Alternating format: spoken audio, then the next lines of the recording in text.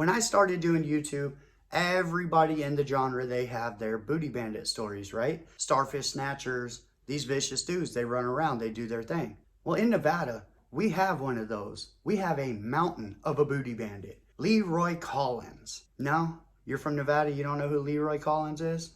I get it, neither did I. How about this? Big Pretty. That's right. This is who I was, but it's definitely not who I am. Welcome to Vegas Profile Stories. Let's get it.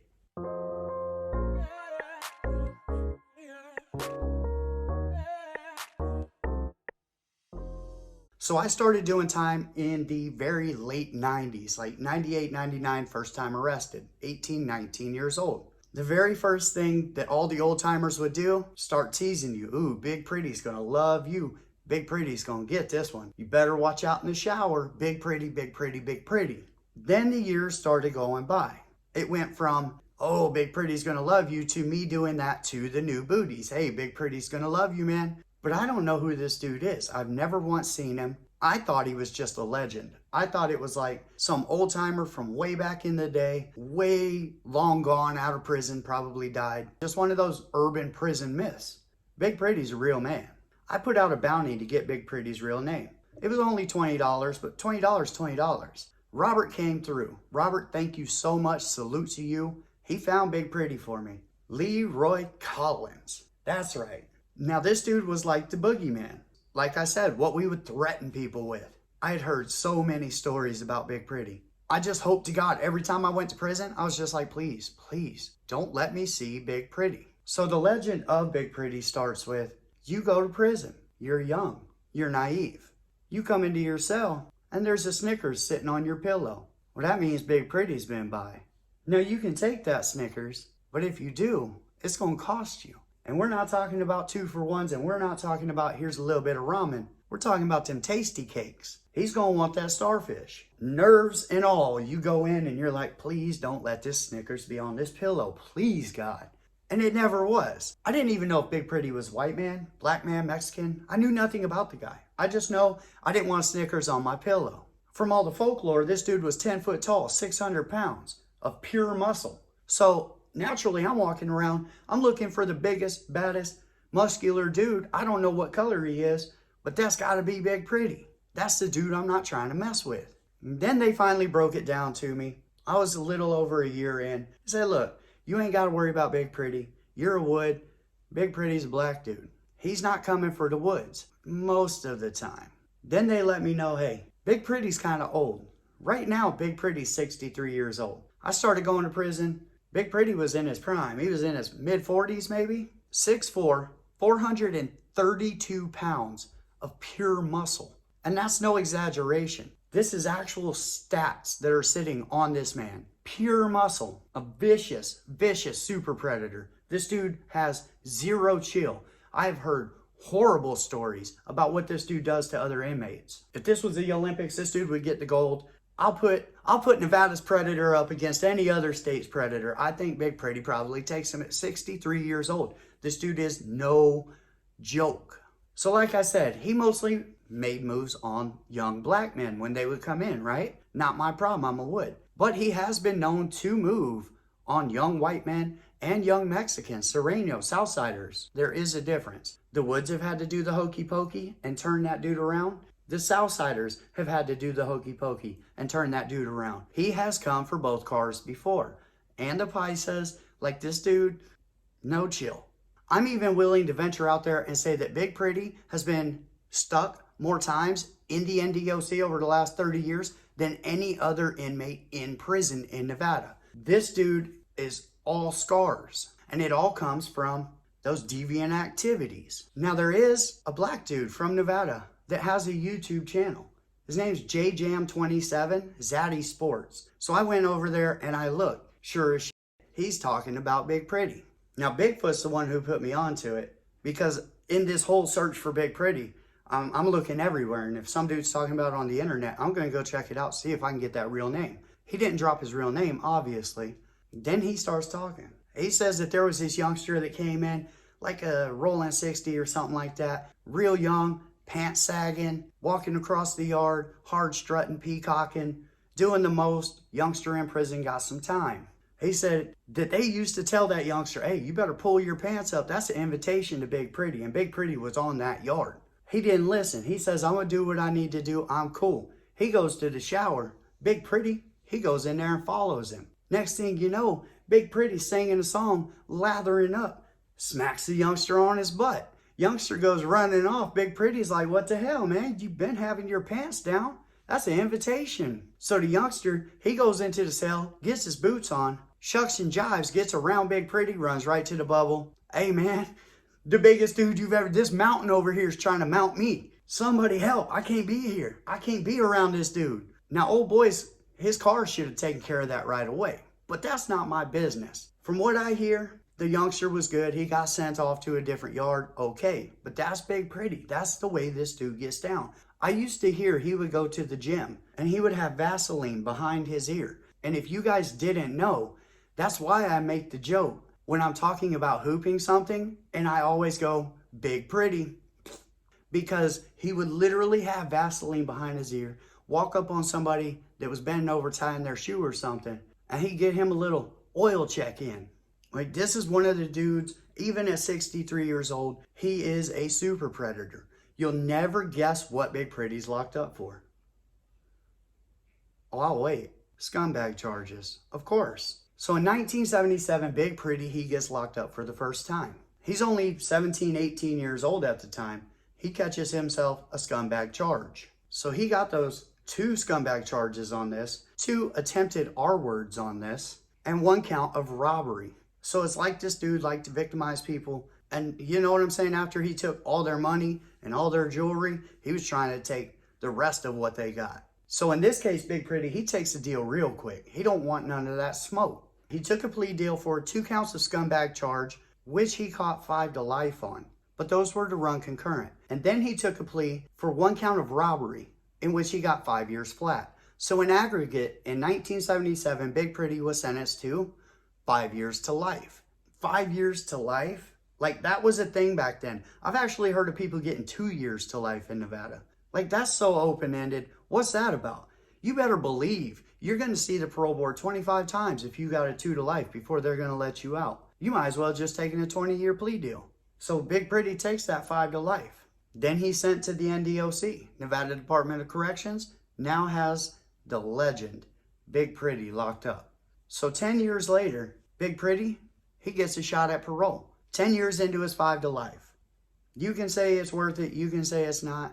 I personally don't think 10 years is enough for what this dude did. But not my monkey, not my circus. I can't tell a judge what to do. Judge can only tell me what to do. Go and take your time. Get on out of my court. With my apologies.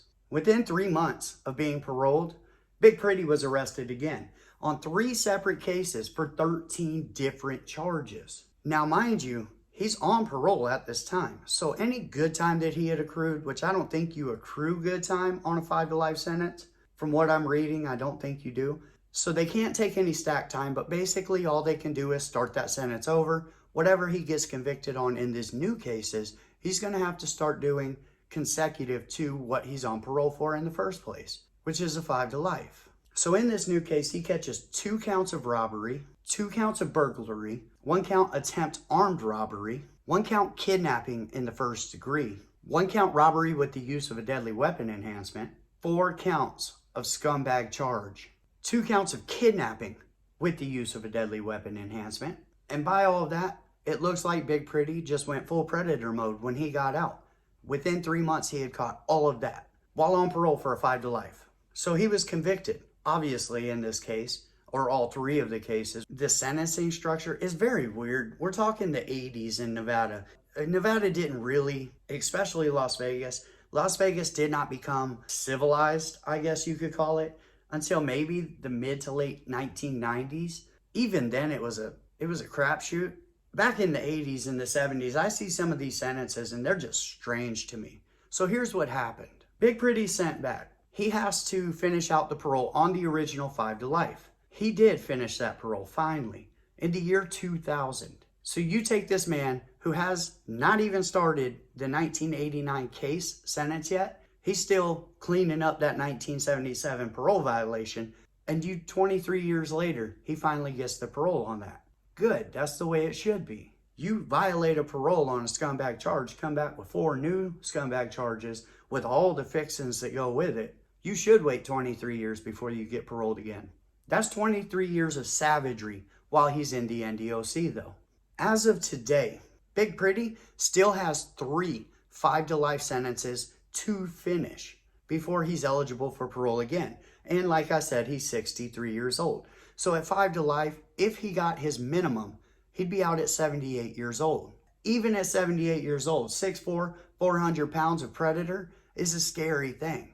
So after they paroled him in 2000 from his original sentence, like I said, he started his new 5 to life that went concurrent with 2 armed robberies. And those were 3 to 10 year cases, or 3 year, 4 months to 10 years. So basically he had to do at least a minimum of 5 years before he could get parole on the scumbag charge, and about the same on the robberies. So in 2000 he starts that sentence. 2010 he gets his parole on that first one. He paroles to the next consecutive 5 to life sentence. Now that one, they paroled that man in 5 years. Then they moved him on to the next 5 to life for the weapons enhancement for that one.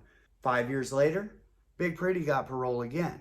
They paroled him to another bad scumbag charge, 5 to life. Now he has a weapons enhancement one, and then he has another one. This dude has 3 more. He's on the 3rd from the last 5 to life sentence that he's doing. Granted, he has been down for something like 46 years. But look what he's been doing while he's in there. And I'm never going to put that, yes, I am. You know what? Yes, I am. Forget that dude and forget everything about him. Let him rot in there. I am. And I don't care. Anybody can call it what they want. Me being on YouTube saying that I don't want this convict to get out. That convict is a piece of garbage. That dude is trash. All he's done is victimize people his entire life and not victimize them in a semi-civilized way, if that is a thing, where you just walk up, hey, everybody down, nobody move, nobody get hurt. That's one thing. But when you're taking somebody's everything, you don't deserve to be out. I think anybody that has at least one of those charges deserves to rot in hell, spend the rest of their life in prison on their way to hell. But that's not the system that we live in. No. Oh, here's your 15 years. At least with Big Pretty though, he will have done 60 years in prison basically by the time he gets out. So there is that. That's not enough time. That's not enough time. This dude's victimized so many people. It's trash. And he'd still be doing it if they had Viagra in there. Could you imagine? Can you imagine a 400-pound super predator on Viagra in prison?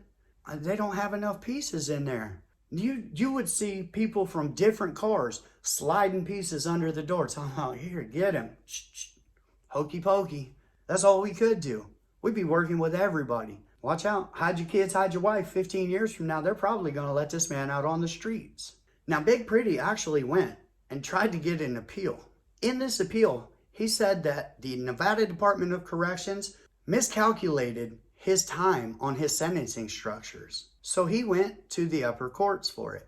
Well, they did mess up. They did make a mistake. But that mistake was so egregious and so in Big Pretty's way that the upper court said, hey, there's nothing we can do for you right now that would even match that mistake going in your favor. That one mistake on recalculating how he's doing his time in Nevada cut 40 years off of Big Pretty's sentence. 40 years. See, he was never supposed to be able to get out. But because Nevada Department of Corrections doesn't know how to count correctly, this man got 40 years cut off of his sentence, basically. That's why he's going to be out before he's 80 years old. And I don't want my kids or anybody I know around that dude. Can you imagine? Where's he going to live? Not to mention, one of those scumbag charges was on an elderly person, 65 years or older. Like, you robbed and scumbagged an old lady, 65 years old?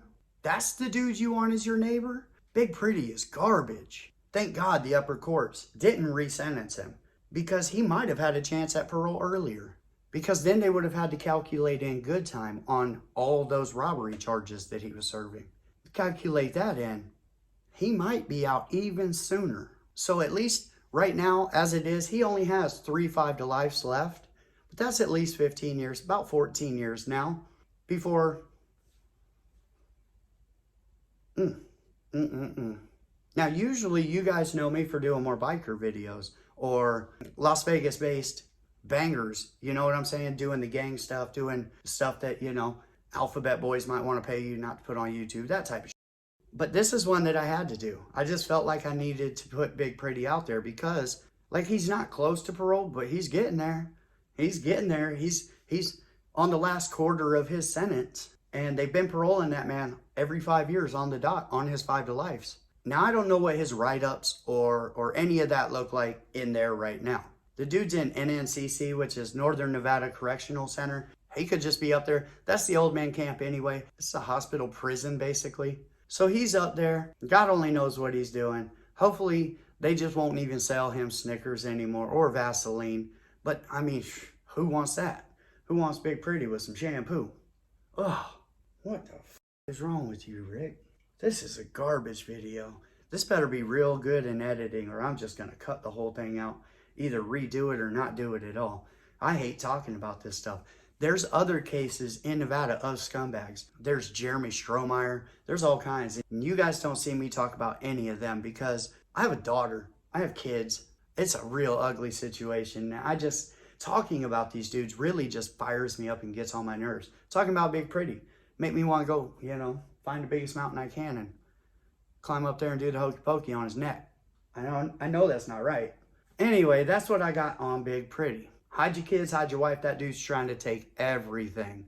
Thank you for coming to Vegas Profile Stories. I appreciate each and every one of you. I hope you guys have an amazing day, and I'll see you next time.